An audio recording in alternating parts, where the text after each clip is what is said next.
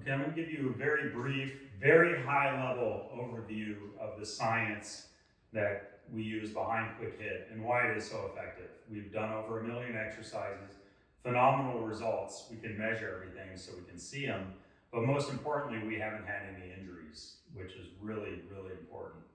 So I want to go over what a muscle contraction is and how it works. So this is a typical 15-pound dumbbell. They're called dumbbells for a reason because they're dumb. They don't do anything. This is smart technology. This has been around since cavemen, pretty much. They could lift up a rock. But this is 15 pounds. So let's say if I'm doing a curl. So if I curl this weight, it's always 15 pounds. It's always 15 pounds on the way up, on the way down. Actually, throughout my range of motion, I'm able to produce different levels of force, even throughout the range of motion. So right here, I could be a little bit stronger. Down here, I'm kind of at my weakest link. So this is like getting it started. That's why people cheat and they start to do momentum, right? You've seen this? I'm gonna get that last one up. That's really bad. That's how injuries happen. You can't do that with our technology. So that's why we don't hurt people.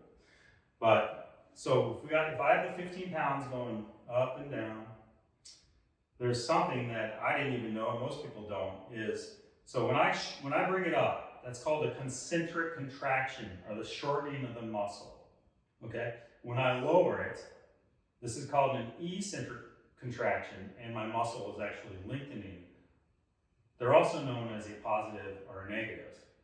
Well, here's the cool thing. It doesn't matter if you're male, female, young, or old. You're able to produce, and you'll see it with the data,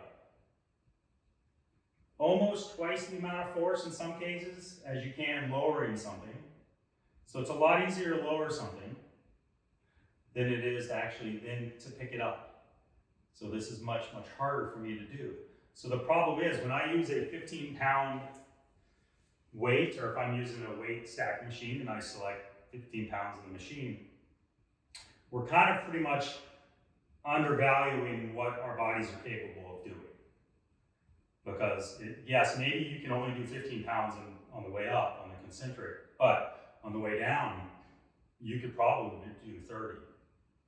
And so what QuickHIT does is we use our adaptive resistance. So every millisecond, we're determining how much force that you need. And actually, you're determining it because it's your brain that's producing the amount of force. So the more force you give it, the more force you're going to get. The less force you give it, the less force you're going to get.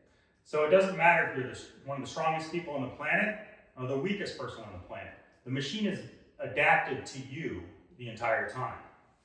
But if you can see on the screen, you'll see a force meter pull up. So as I start to do my curl, this is the negative, the lowering. Watch how much force I can produce. So I'm maximum force. Notice as I go down, it's lagging because I'm losing the ability to produce the force based on my range of motion. But on the concentric, I'm going as hard as I can, but yet I only produced basically half the amount of force that I did on the negative. And notice as I fatigue. See, the key here is you don't want to hit peak force every rep. Our goal here is to fatigue you. Because the science behind what we're trying to do is to provide enough mechanical tension over time to elicit a response. It's called a stimulus, and then your body will elicit a response called an adaptation. And so we're able to do that very safely. And what we're looking for here is really that you start high, but your graph should go boom, straight down pretty much. Because that's basically saying you're fatigued. You're still trying to do as much force as you can, but you're recruiting every single muscle fiber. So those are your type 1s, your type 2, your type 2ABs, and you're able to kind of burn through those, and that gives your body the best stimulus for you to make the adaptation. When you go to the gym and you do 3 sets of 10 of this, you're not barely getting enough mechanical tension, and you're not getting a very good stimulus. You're getting a stimulus, but not as good or effective as the QuickHIT. That's why we have such good results in such a short period of time, and you don't need to work out as much because the stimulus is so deep that your body needs a chance to recover. Versus if you go to the gym, they say go to the gym 4 or 5 times a week. do this. Well, the problem is you're underloading every time you do this. You're not maximizing your opportunity every repetition.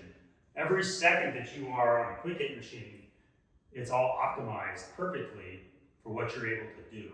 And it's all done for what your capabilities are, not somebody else's capabilities.